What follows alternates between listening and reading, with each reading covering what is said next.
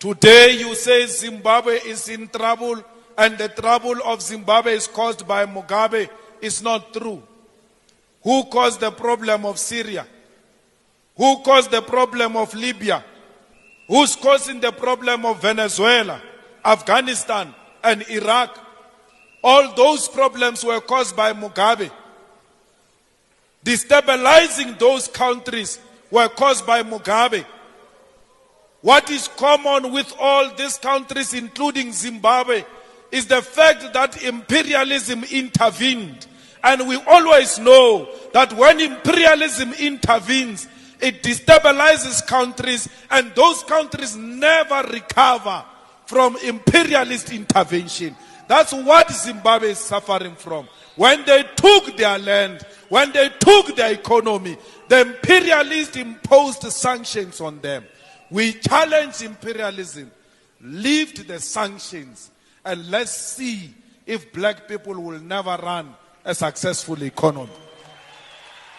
Let the black Zimbabweans fail on their own without imperialism sanctions.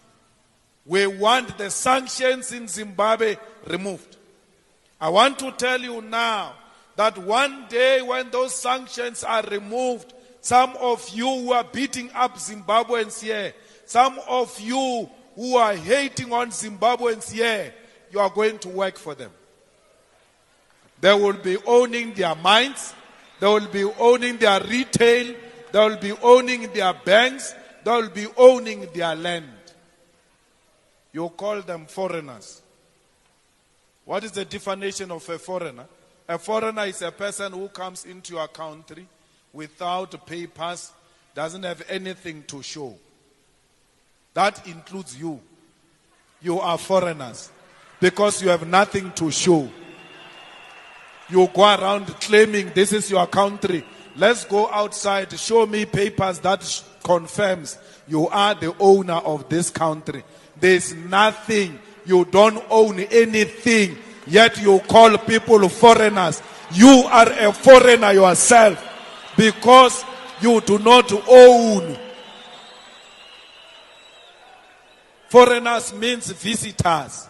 Visitors are people who just come empty-handed with a small bag. When the time permits, they go. That's you. You are renting. You are marching from the hostels, beating up people that they must leave South Africa. Yet you do not own a hostel. You are paying a rent in that hostel. You can be removed yourself from that hostel. You are telling people to leave your country. You come from an apartment. You come from a flat. You come from a house. You have no paper. When you return back home after taking out Zimbabweans, the white man will be at the door showing you the way out of the rented flat, out of the rented house, out of the rented apartment. You have nothing to show. Yet you claim this is your country. You have nothing. You are defending a white man's property. This South Africa is owned by a white man. This South Africa is controlled by the white man. Don't tell me this is your country. When people are burning buildings, you are rushing protecting them. Those are not your buildings. Those are white man's buildings. You have nothing. Stop hating on your future employers. These people are going to hire you. They are the most polite people. Even when they are educated, they still work for small jobs that pay nothing. They don't have pride. They know that you have to work to serve and feed your families. That's why they are here.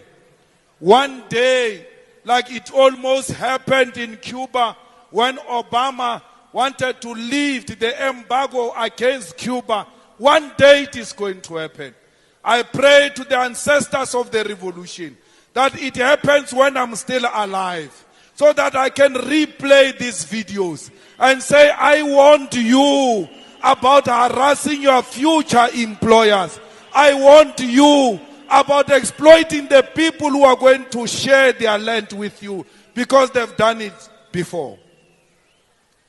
Why didn't Mugabe take the land immediately? He waited for you to get your freedom. Because had Mugabe take the land immediately, it would have caused a serious problem to a point where South Africa will not be liberated. They were a frontline state. They gave us a passage. They accommodated us. We stayed in their homes. They gave us food. They gave us shelter. They never called us names.